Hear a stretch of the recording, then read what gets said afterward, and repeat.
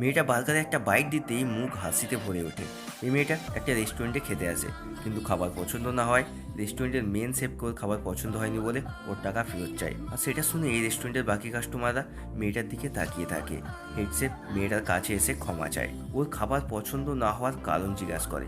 মেয়েটা বলে ও খাবার খেয়ে কোনো আনন্দ পায়নি, এর স্বাদ এমন যেন কোনো যত্ন ছাড়াই তৈরি করা হয়েছে। আর তার থেকেও খারাপ ব্যাপার, এখন ওর প্রচণ্ড খিদে পেয়েছে।